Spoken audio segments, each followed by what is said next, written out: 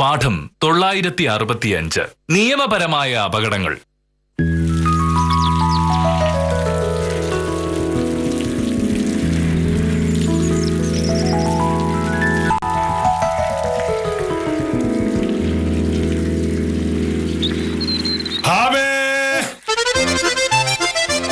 തുടങ്ങിയില്ല നിലവിളി. എന്താ മോഹനേട്ടാ?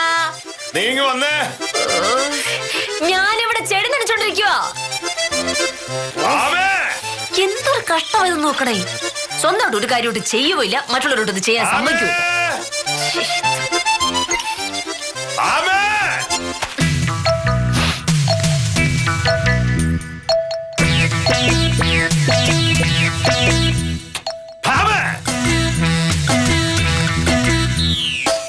എന്താ എന്റെ മോഹനേട്ടാ, ഒരു ജോലി ചെയ്യാൻ സമ്മതിക്കില്ലേ? എന്തെങ്കിലും ജോലി ചെയ്താൽ പോരല്ലോ. ചെയ്യുന്ന ജോലികൾ ഭംഗിയായും കൃത്യമായും വൃത്തിയായും ചെയ്യാൻ പഠിക്കണം. ഞാൻ ചെയ്ത ഏത് ജോലിക്കാണാവോ സാറ് ഭംഗിക്കുറവ് കണ്ടുപിടിച്ചത്? ഇതാണ്. ഇത്ര ഉണ്ടായിരുന്നുള്ളൂ. ഇതെന്താ ഒരു ചെറിയ പ്രശ്നമാണോ? ഇങ്ങനെ ചുളുങ്ങിയ ഷർട്ടുമായി ഞാൻ ഇതുവരെ ഓഫീസിൽ പോയിട്ടില്ല. എന്റെ മോഹനേട്ടാ, ഈ ഷർട്ട് അലക്കുന്നതും തേക്കുന്നൊന്നും യന്ത്രങ്ങളല്ല, മനുഷ്യരാണ്. മനുഷ്യൻ ഒരു കാര്യം ചെയ്യുമ്പോ ചിലപ്പോ ചില പിഴവുകളൊക്കെ പറ്റിന്നിരിക്കും. ഞാനൊരു വില്ലേജ് ഓഫീസറാണ്. എനിക്ക് എന്തെങ്കിലും തരത്തിലുള്ള കൈപ്പിഴകൾ പറ്റിയതായിട്ട് നീ ഇതുവരെ കേട്ടിട്ടുണ്ടോ? വില്ലേജ് ഓഫീസിലിരുന്ന് കരനീർത്ത് രസീത് കൊടുക്കുന്ന പോലെ അല്ല ഇത്തരം കാര്യങ്ങള്. അല്ല, ഇതൊക്കെ മോഹനേട്ട അങ്ങനെ മനസ്സിലാക്കാനാണ്. ഇതുവരെ സ്വന്തമായിട്ട് തുണി അലക്കോ തേക്കോ എല്ലാം ചെയ്തിട്ടുണ്ടോ? മോനേട്ടാ, ഒരു ദിവസം, ഒരൊറ്റ ദിവസം മോനിട്ട് ഇതൊക്കെ വെച്ച് ചെയ്ത് നോക്ക്. അപ്പൊ അറിയാം ഷർട്ട് എങ്ങനെ ഉണ്ടാവുന്ന്. നിന്റെ ഭാഗത്ത് നിന്ന് പറ്റിയ ഒരു തെറ്റ് ഞാൻ ഇങ്ങനെ ചൂണ്ടിക്കാണിക്കുമ്പോ എന്നെ തന്നെ കുറ്റപ്പെടുത്തുന്നത് എവിടത്തെ ഏർപ്പാടാണ്? മോഹനേട്ടൻ ഒരു അല്പമെങ്കിലും മര്യാദ ഉണ്ടെങ്കിൽ എന്നോട് ഇങ്ങനെ പെരുമാറില്ല. മോഹനേട്ടൻ രാവിലെ ചായ ഉണ്ടാക്കി തന്ന് ഷർട്ട് മുണ്ടും തേച്ച് വെച്ചിട്ട് ചെടി നനയ്ക്കാൻ പോയതായിരുന്നു ഞാൻ. എന്നിട്ട് ഷർട്ടിൽ ഒരു ചുളിവ് കണ്ടപ്പോ ഇങ്ങനെ പിടിച്ചോണ്ട് എന്നെ വിളിച്ച വഴക്ക്. മോഹനേട്ടൻ കുറഞ്ഞ പക്ഷെ ഈ ചുളിവ് അങ്ങനെ തന്നെ തേച്ച് നേരാക്കിവിടായിരുന്നു. ഒരു ജോലി പലരല്ല ചെയ്യേണ്ടത്. ഇത് നീ ആയിട്ട് തുടങ്ങി വെച്ച ജോലിയാ, നീ തന്നെ തീർക്കണം. ഇതിനൊക്കെ എന്നെ തന്നെ പറഞ്ഞാൽ മതി. ഷർട്ടും മുണ്ടും തേച്ച് മടക്കി ഭംഗിയാക്കി തന്ന് ഈ ഞാനാണ് മോഹനേട്ടനെ വഷളാക്കുന്നത് മുഴുവനും. ഇപ്പൊ ഇതാ മോഹനേട്ടൻ അവകാശമാക്കുകയും ചെയ്യുന്നു. എനിക്ക് ഇത് തന്നെ പറഞ്ഞു. ഷർട്ട് ഊരി തരുന്നുണ്ടോ? അതിന് ഷർട്ട് ഇട്ടുകൊണ്ട് തന്നെ തേച്ചിരണോ? നീ പോയ ഫോൺ എടുക്ക. അപ്പോഴേക്കും ഞാൻ ഈ ഷർട്ട് ഇടാൻ നോക്കട്ടെ. ഫോൺ എടുക്കാനും ഞാൻ തന്നെ പോണോ അല്ലേ?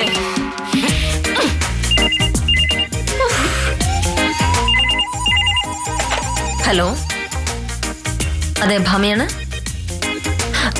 മീനാക്ഷി, എന്തൊക്കെയുണ്ട് വിശേഷം? കുറച്ച് നാളായിട്ട് ഒരു വിവരം ഇല്ലായിരുന്നല്ലോ. ഓ അതെയോ, ശരി ശരി. ഓ, എന്റെ കാര്യം എന്ത് പറയാൻ, വീട്ടുകാര്യങ്ങളും വക്കീൽ ഓഫീസും കോടതിയൊക്കെ ആയിട്ട് അങ്ങനെ അങ്ങ് പോന്നു. സംശയം എന്താണ്? അത് ജോലി സ്ഥലത്ത് സ്ത്രീകൾ നേരിടുന്ന പ്രശ്നങ്ങൾ നേരിടാനുള്ള വകുപ്പ്. അത് മേലധികാരികളോ സഹപ്രവർത്തകരോ ആയ ഏതൊരു പുരുഷനും ശാരീരികമോ മാനസികമോ ആയി പീഡിപ്പിച്ചാൽ കേസ് കൊടുക്കാം. ആ നിയമങ്ങൾ സ്ത്രീകൾ ശരിക്കും ഉപയോഗിക്കാറില്ല. പക്ഷേ അത് ഉപയോഗിക്കാൻ തുടങ്ങിയാലേ പ്രശ്നങ്ങളൊക്കെ തീരുള്ളൂ. അതെ അതെ. വിശദമായിട്ട് അറിയണമെങ്കിൽ മീനാക്ഷി വക്കീൽ ഓഫീസിലേക്ക് വന്നാൽ മതി. ശരി. ബ്യൂട്ടി പാർലർ നടത്തുന്ന മീനാക്ഷി ആയിരുന്നു വിളിച്ചതേ. പുള്ളിക്കാരൻ നമ്മുടെ നാട്ടിലെ അറിയപ്പെടുന്ന ഒരു സാമൂഹ്യ പ്രവർത്തകയാണല്ലോ. എനിക്ക് തോന്നിയിട്ടില്ല. ആണുങ്ങളെ ഉപദ്രവിക്കാൻ കിട്ടുന്ന ഒരവസരവും കളയാത്ത ഒരു അഹങ്കാരിയാണവർ. മോഹനേട്ടനെ പോലുള്ളവർ അങ്ങനെയല്ലേ പറയുള്ളൂ. ആണുങ്ങളുടെ മുഷ്കിലെതിരെ പ്രതികരിക്കുന്ന സ്ത്രീകളെ നിങ്ങൾക്കൊന്നും ഇഷ്ടപ്പെടൂലല്ലോ. അതല്ല കാര്യം. മീനാക്ഷിക്ക് നാട്ടുകാരുടെ മുന്നിൽ ആളാവണം. ബ്യൂട്ടി പാർലർ നടത്തുകൊണ്ട് മാത്രം അത് നടക്കില്ലല്ലോ. അപ്പോ സ്ത്രീകൾക്ക് വേണ്ടി കഷ്ടപ്പെടുന്ന ആളാണെന്നൊരു പേരുണ്ടാക്കിയെടുക്കണം. അതിനുവേണ്ടി പാവപ്പെട്ട ആണുങ്ങൾക്കെതിരെ കേസ് കൊടുക്കുകയാണ് അവരുടെ പരിപാടി. ഇതിപ്പോ എന്താ കേസ്? തൊഴിൽ സ്ഥലത്ത് സ്ത്രീകൾക്കെതിരായി ഉണ്ടാവുന്ന പീഡനങ്ങൾ ഏത് വകുപ്പിൽ വരുമെന്നാണ് ചോദിച്ചത്.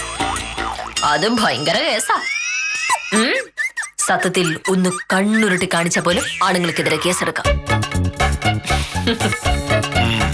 ഏതോ പാവപ്പെട്ടവനെ കുരുക്കാനുള്ള പരിപാടിയായിട്ട് ഇറങ്ങിയിരിക്കുകയായിരിക്കും. സത്യത്തിൽ ഇങ്ങനെ ഒരു വകുപ്പ് ഉണ്ടാക്കിയതേ അബദ്ധം. ഓ പിന്നെ ആര് പറഞ്ഞു? പെണ്ണുങ്ങൾക്ക് സമാധാനപരമായി ജോലി ചെയ്യാവുന്ന അന്തരീക്ഷമുള്ള എത്ര സർക്കാർ ഓഫീസ് ഉണ്ട് മോഹനേട്ടാ നമ്മുടെ നാട്ടില്? വളരെ കുറച്ച്. പെണ്ണുങ്ങളെ രക്ഷിക്കാനേ ഇത്തരം നിയമങ്ങൾ ഉണ്ടായേ ഇവിടെ പറ്റൂ. സത്യത്തിൽ ഈ വീട്ടിലും ആ വകുപ്പ് ഉപയോഗിക്കാവുന്നതാണ്. അല്ല, മോഹനേട്ടൻ എന്നെ ഒരു വേലക്കാരിയായിട്ടാണല്ലോ കാണുന്നത്. അപ്പൊ ഇതെന്റെ ജോലി സ്ഥലമാണല്ലോ. ജോലി സ്ഥലത്ത് മേലധികാരിയായ മോഹനേട്ടൻ സ്ഥിരമായി വഴക്കുണ്ടാക്കാൻ വരുന്നു എന്ന് പറഞ്ഞ് ഞാനൊരു കേസ് കൊടുത്തിട്ടുണ്ടെങ്കിൽ മോഹനേട്ടൻ അഴിയെണ്ണുമല്ലോ അല്ലേ? ഞാൻ ഷർട്ട് തേക്കട്ടെ. ആ ഒരു ദിവസം ഞാൻ കൊടുക്കും, നോക്കിക്കോ.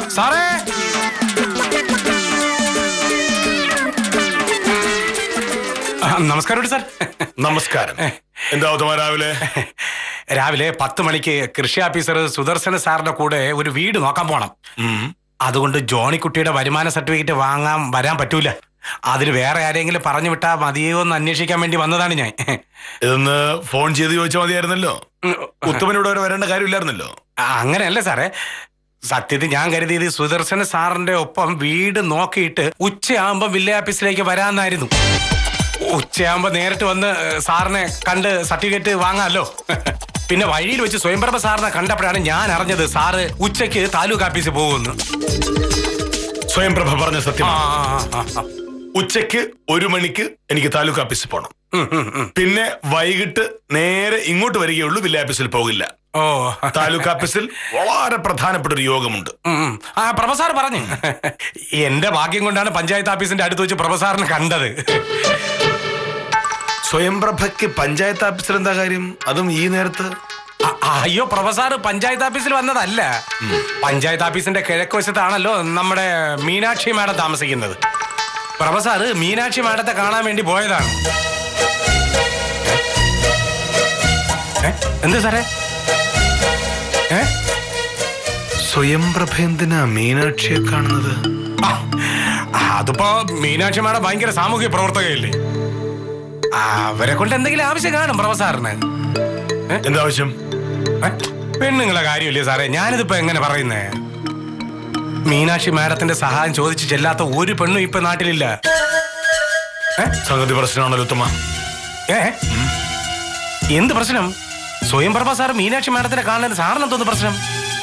ഇന്നലെ വില്ലേജ് ഓഫീസിൽ ഒരു സംഭവം ഉണ്ടായി. ഞാൻ പറഞ്ഞത് സത്യമാണ് കാഞ്ഞന സാറേ. ഗീതയും പ്രകാശനും തമ്മിൽ എന്തൊക്കെയോ ഇടപാടുകൾ ഉണ്ട്. ഒക്കെ പ്രഭയ്ക്ക് തോന്നുന്നതാ. ഗീത എനിക്ക് ശരിക്കും അറിയാം. അവൾ ഇത്തരം മണ്ടത്തരത്തിനൊന്നും പോവില്ല എന്നാണ് ഞാനും കരുതിയത്. പക്ഷെ കഴിഞ്ഞ ആഴ്ച ടൗണിൽ വെച്ച് ഞാൻ ഗീതയെ കണ്ടിരുന്നു. സംസാരിച്ചുകൊണ്ടിരുന്നപ്പോ പ്രകാശ് അങ്ങോട്ട് വന്നു. ഉടനെ അവളുടെ മുഖത്തൊരു ചിരി. ആ ചിരി കണ്ടപ്പോഴേ എനിക്ക് സംശയം തോന്നി. എന്റെ പൊന്ന് പ്രൊഫസറെ, ഒരു പെണ്ണ് പരിചയക്കാരനായ ഒരാളിനെ കണ്ട് ചിരിക്കുന്നതിന് ഇങ്ങനെ അനാവശ്യം കണ്ടുപിടിക്കുന്നത് എന്തിനാ? പ്രൊഫസറിനെ ടൗണിൽ വെച്ച് കണ്ടാ ഞാൻ ചിരിക്കില്ലേ? അല്ല, പ്രൊഫസർ തിരിച്ചും ചിരിക്കില്ലേ? അതിനെന്താ കുഴപ്പം? ഇത് അതുപോലത്തെ ചിരി അല്ല ശിശുപാലൻ ചേട്ടാ. അവളുടെ മുഖത്തൊരു കൊഞ്ചലും കുഴച്ചിലും ഒക്കെ ഉണ്ടായിരുന്നു. ഞാൻ അത് അന്നേ ശ്രദ്ധിച്ചു. അത് കഴിഞ്ഞു മെനഞ്ഞാന്ന് ഞാൻ മാധവൻകുട്ടിയുടെ കടയിൽ നിന്ന് തിരിച്ചു വന്നപ്പോ നിൽക്കുന്നു രണ്ടുപേരും വഴിയിലും. എന്നെ കണ്ടപാടെ രണ്ടുപേരുടെ മുഖത്തെ ഭാവം ഒന്ന് കാണുമായിരുന്നു. എന്ത് പാവം? അവര് വഴിയിൽ വെച്ച് കണ്ടതാവും. കണ്ടപ്പോ സംസാരിച്ചു, അത്രേ ഉള്ളൂ. ഓരോന്നും ഇങ്ങനെ തുനിഞ്ഞോണ്ട് എന്ത് ചെയ്യാൻ പറ്റും? ശിശുപാലൻ ചേട്ടൻ അങ്ങനെ പറയൂ. ചെറുപ്പക്കാരുടെ പെരുമാറ്റോ രീതിയൊന്നും ശിശുപാലൻ ചേട്ടൻ അറിയില്ലല്ലോ. കാഞ്ഞിര സാറിനും അത് മനസ്സിലാവില്ല. കല്യാണം കഴിച്ചവർക്ക് പിന്നത്തെ ലോകം കെട്ടിയവനും മക്കളും അല്ലേ. ഓ, അതാണോ പ്രഭ കല്യാണം കഴിക്കാത്തെ? എന്നാലും പ്രകാശനും ഗീതയും തമ്മിലുള്ള ഇടപാട് എന്നു തുടങ്ങിയെന്നാ ഞാൻ ആലോചിക്കുന്നത്. ഇത്ര കാലമായിട്ട് നമ്മൾ അറിഞ്ഞില്ലല്ലോ. സ്വയംപ്രഭേ,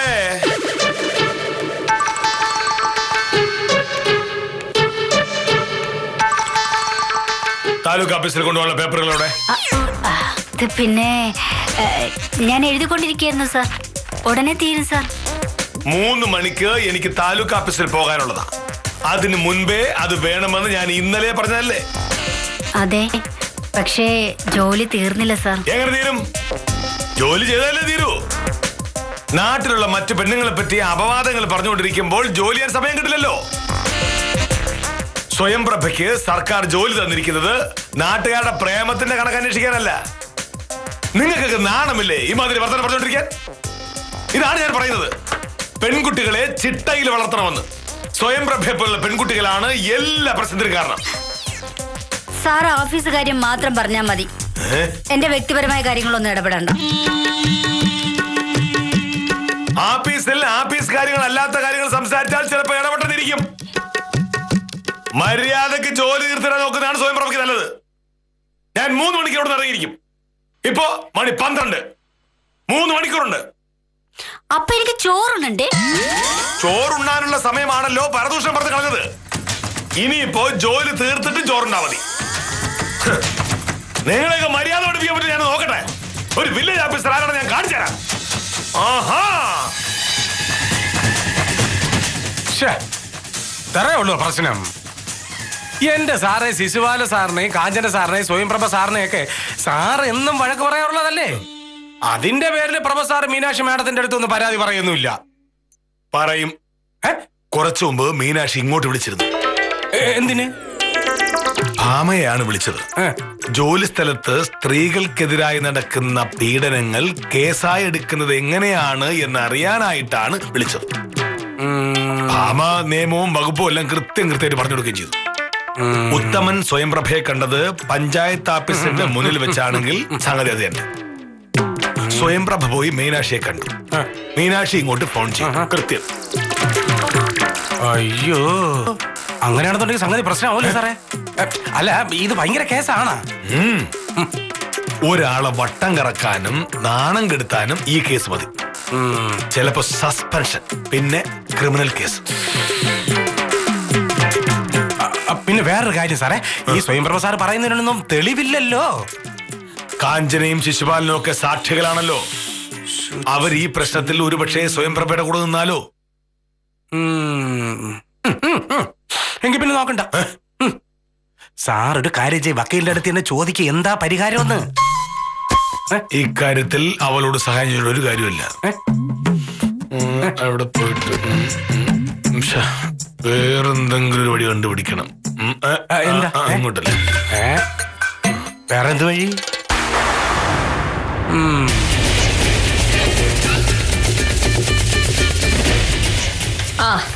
ഇരിക്കുന്നു ഷർട്ട്. ഇനി ചുളിവ് വീണ ഷർട്ട് ഇട്ടുകൊണ്ട് പോയിട്ട് സാറിന് നാണക്കേടുണ്ടാവണ്ടേ? എന്താ പോരെ? മീനാക്ഷി വേറെന്താ പറഞ്ഞേ? മീനാക്ഷി നേരത്തെ ഫോൺ ചെയ്തു. മീനാക്ഷി പറഞ്ഞത് ഞാൻ പറഞ്ഞില്ലേ, പിന്നെന്താ? അല്ല, ഈ തൊഴിൽ സ്ഥലത്തെ പീഡനത്തെ പറ്റി ആർക്കും ഒരു കേസ് കൊടുക്കാനാണല്ലോ. എന്തായാലും മീനാക്ഷിക്ക് ജോലിയില്ല, അതുകൊണ്ട് തന്നെ ജോലി സ്ഥലത്തെ പീഡനത്തിന്റെ പ്രശ്നം വരുന്നില്ല. അപ്പൊ പിന്നെ വേറെ ആർക്കെങ്കിലും വേണ്ടി ആയിരിക്കുമല്ലോ. അത് ആർക്ക് വേണ്ടിന്നാണ് മീനാക്ഷി പറഞ്ഞോ? ഇല്ല, അങ്ങനെ ചോദിക്കാൻ പറ്റില്ലായിരുന്നു. എന്തിന്? ഒരു വക്കീലായതുകൊണ്ട് എന്നെ ഒരു പരിചയക്കാരി വിളിച്ച നിയമവശം ചോദിച്ചു, ഞാനത് പറഞ്ഞു കൊടുത്തു. കൂടുതൽ അറിയണമെങ്കിൽ വക്കീൽ ഓഫീസിലേക്ക് വരാൻ ഞാൻ പറഞ്ഞു. അതത്രയും പോരെ? കാലം വല്ലാത്ത കാലമാണ്. ആർക്കെതിരെയാണ് കേസ് കൊടുക്കണമെന്ന് എങ്ങനെ അറിയാൻ പറ്റും? ആർക്കെതിരെ കേസ് കൊടുത്താൽ നമുക്ക് എന്താ പോരട്ടാ? അതൊക്കെ ഇപ്പൊ പറയും. പക്ഷെ നീ പറഞ്ഞു കൊടുത്ത നിയമം വെച്ചിട്ട് ആരെങ്കിലും നിനക്ക് വേണ്ടപ്പെട്ട ഒരാൾക്കെതിരെ കേസ് കൊടുത്താലോ? എനിക്ക് വേണ്ടപ്പെട്ട ആൾക്കെതിരെയോ? അതാരാ? അല്ലെങ്കിൽ തന്നെ മോനട്ടാ, സ്ത്രീകളോട് മാന്യമായിട്ട് പെരുമാറാൻ അറിയാത്ത ആൾ ആരായാലും അയാൾ അനുഭവിക്കണ്ടേ? ചിലപ്പോ ആ സ്ത്രീ വെറുതെ പരാതിപ്പെടുകയാണെങ്കിലോ? അങ്ങനെയാണെങ്കിൽ ആ നിരപരാധി ആൺസാർ അനുഭവിക്കില്ലേ? മോനട്ടാ, കേസ് കൊടുക്കുന്ന പാടെ ആരും പിടിച്ചുടനെ ശിക്ഷിക്കാനൊന്നും പോകുന്നില്ല. കോടതി വിശദമായി വാദം കേട്ട് അയാൾ കുറ്റക്കാരനാണോ എന്ന് കണ്ടുപിടിക്കും. അയാൾക്കെതിരെ വ്യക്തമായുള്ള സാക്ഷിമൊഴിയും സാഹചര്യ തെളിവും ഒക്കെ ഉണ്ടെങ്കിൽ അകത്തായി പോകുന്നുള്ള കാര്യം ഉറപ്പാണ്. അതിപ്പോ എന്താണ്, 30 വെള്ളം കുടിക്കണമല്ലോ. എന്നാ കുറച്ച് വെള്ളം ഞാൻ കുടിച്ചോട്ടെ. ഈശ്വര, എങ്ങനെ രക്ഷപ്പെടും? സത്യം പറയാലോ കാഞ്ഞിര സാറേ, മീനാക്ഷി മേഡത്തെ പറ്റി ഞാൻ ഇത്രയും പ്രതീക്ഷിച്ചില്ല.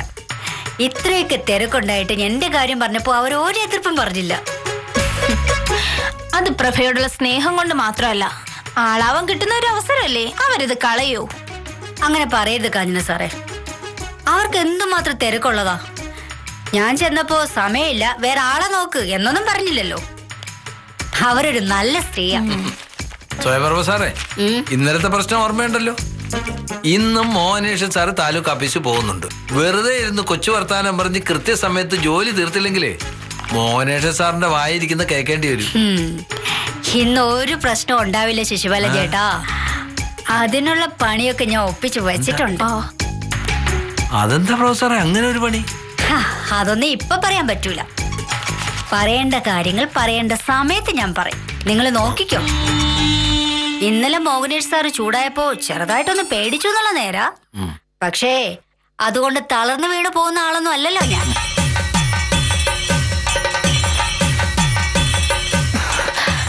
നമസ്കാരം സാർ. നമസ്കാരം. സ്വയംപ്രഭ, ഒരു കാര്യം സംസാരിക്കാനുണ്ട്. ഈശ്വര, അടുത്ത വഴക്കിനാണോ? പിന്നെ സാറേ, വല്ലതും പറയുന്നതിന് മുമ്പ് ശ്രദ്ധിച്ചോളേ, അല്ലെങ്കിൽ വിവരം അറിയും.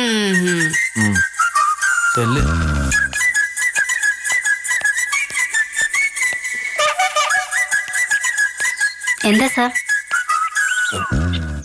ഞാൻ ഇന്നലെ സ്വയംപ്രഭയോട് കുറച്ച് ദേഷ്യത്തിൽ സംസാരിച്ചത് സ്വയംപ്രഭയ്ക്ക് വിഷമമല്ലേ?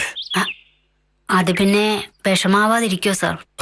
സ്വയംപ്രഭയെ, ഈ വില്ലേജ് ഓഫീസ് എന്ന് പറയുന്നത് വളരെ പ്രധാനപ്പെട്ട ഒരു സർക്കാർ ഓഫീസാണെന്നുള്ളത് സ്വയംപ്രഭയ്ക്ക് അറിയാലോ. ഓരോ ദിവസവും നാട്ടിലെ എത്ര പ്രശ്നങ്ങളാണ് നമ്മൾ ഇടപെടുന്നത്.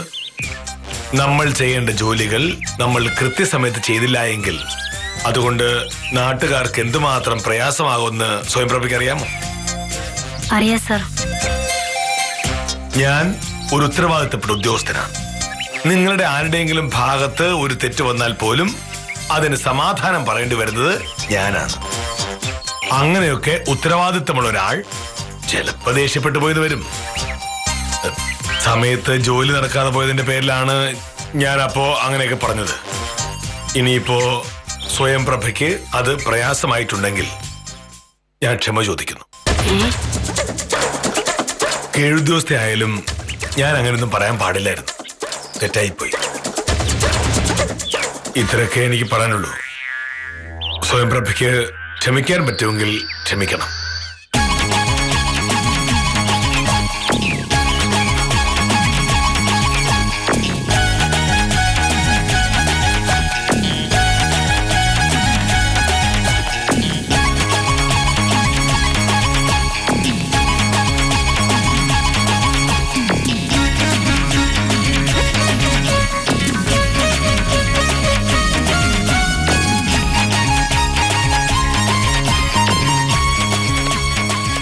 എന്തായിരുന്നു പ്രൊഫസറെ പ്രശ്നം? എന്തോ കാര്യമായിട്ടുണ്ടല്ലോ. സത്യം പറയല്ലോ ശിശുപാലൻ ചേട്ടാ, കാര്യങ്ങൾ എനിക്ക് ശരിക്കും അങ്ങോട്ട് മനസ്സിലായില്ല. മനസ്സിലാവാത്ത പിന്നെ ഇത്രയും നേരം നിങ്ങൾ എന്താ സംസാരിച്ചത്? അത് പറ. അത് സാർ എന്നോട് മാപ്പ് പറഞ്ഞു. മാപ്പോ? ഇന്നലെ എന്നോട് അങ്ങനെയൊക്കെ സംസാരിച്ചത് ശരിയായില്ലെന്ന് സാറിന് തോന്നിയെന്ന്. അതുകൊണ്ട് എന്നോട് ക്ഷമ ചോദിക്കുകയാണെന്ന്. ഹേ, ഞാൻ വിശ്വസിക്കില്ല. മോഹനേഷ് സാറ് ജീവിതത്തിൽ ഒരാളോടും മാപ്പ് പറഞ്ഞിട്ടില്ല. പിന്നെ ആ പ്രഭയോട്. ഞാൻ പറഞ്ഞത് സത്യോ കാഞ്ഞന സാറേ? സാർ എന്നോട് ക്ഷമ പറഞ്ഞു. എന്റെ അമ്മയാണ് സത്യം.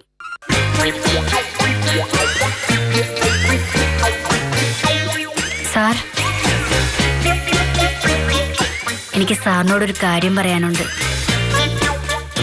ഇന്നലത്തെ പ്രശ്നങ്ങൾക്ക് സാർ എന്നോട് മാപ്പ് പറഞ്ഞതിന്റെ പേരിലല്ല ഞാൻ ചോദിക്കുന്നത്. അല്ലെങ്കിലും ഞാനിത് പറയാതിരുന്നതാ. സാറ് ദേഷ്യപ്പെടരുത്. പറഞ്ഞോളൂ. എന്റെ അമ്മാവന്റെ മോളുടെ പിറന്നാളായിരുന്നു. ഇന്ദുലേഖ എന്നാ പേര്. അവര് അമേരിക്കയിലെ താമസം. നാട്ടിൽ വെച്ച് പിറന്നാൾ ആഘോഷിക്കുന്നത് ആദ്യമായിട്ടാ. വൈകിട്ട് 6 മണിക്കാ പരിപാടി തുടങ്ങുന്നത്. അമ്മാവന്റെ പരിചയക്കാരൊക്കെയായി ഒരുപാട് വലിയ വലിയ ആൾക്കാരൊക്കെ വരുന്നുണ്ട്. അതുകൊണ്ട് ഇന്ദുലേക്ക് ബ്യൂട്ടി പാർലറിൽ കൊണ്ടുപോയി ഒരുക്കണമെന്ന് അമ്മായിക്ക് ഒരേ നിർബന്ധം. മീനാക്ഷി മേഡത്തിന്റെ ബ്യൂട്ടി പാർലറിൽ കൊണ്ടുപോകാനാ പരിപാടി. ഞാൻ രാവിലെ മീനാക്ഷി മേഡത്തെ കണ്ട് സമയം ചോദിച്ചിരുന്നു. വൈകിട്ട് 4:30 ചെല്ലാൻ പറഞ്ഞു. ഇന്ദുവിന് നാട്ടിലത്ര പരിചയമില്ല. അതുകൊണ്ട് ഞാൻ കൂടെ ചെല്ലണോന്ന് പറഞ്ഞു. വൈകിട്ട് ഒരു അരമണിക്കൂർ നേരത്തെ ഞാൻ പൊക്കോട്ടെ സാർ. ഇതിനാണോ സ്വയംപ്രഭ രാവിലെ മീനാക്ഷിയുടെ വീട്ടിൽ പോയത്? ഞാനവിടെ പോയ കാര്യം സാർ എങ്ങനെ അറിഞ്ഞു? അല്ല, അതല്ല, ഇതിനായിട്ട് അവരുടെ വീട്ടിൽ പോകേണ്ട കാര്യം ഉണ്ടായിരുന്നില്ലല്ലോ. ഒന്ന് ഫോൺ ചെയ്താൽ പോരായിരുന്നോ? അവര് വലിയ തിരക്കുള്ള ആളല്ലേ സാർ. ആവശ്യക്കാര് ഞങ്ങളും. അപ്പൊ പിന്നെ നേരിട്ട് പോയി കാണുന്നതാ നല്ലതെന്ന് തോന്നി. വേണ്ടായിരുന്നു. എന്താ സാർ? ഒന്നുമില്ല. ഇന്ന് താലൂക്ക് ഓഫീസിൽ കൊണ്ടുപോകേണ്ട പേപ്പറൊക്കെ ഇന്നലെ ഉറക്കൊഴിച്ചിരുന്ന് എഴുതി കൊണ്ടുവന്നിട്ടുണ്ട്. ഇന്നും സാറിന്റെ വഴക്ക് കേൾക്കാതിരിക്കാൻ വേണ്ടി ചെയ്തതാ. ഞാൻ അരമണിക്കൂർ നേരത്തെ പൊക്കോട്ടെ സാർ? പോയിക്കോളൂ.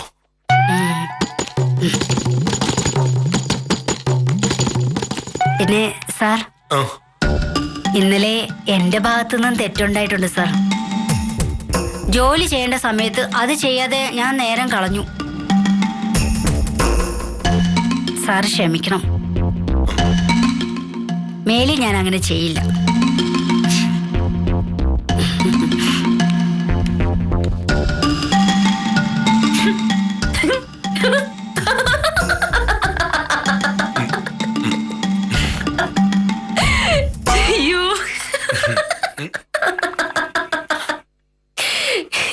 നീ എന്തിനാ ചിരിക്കുന്നേ?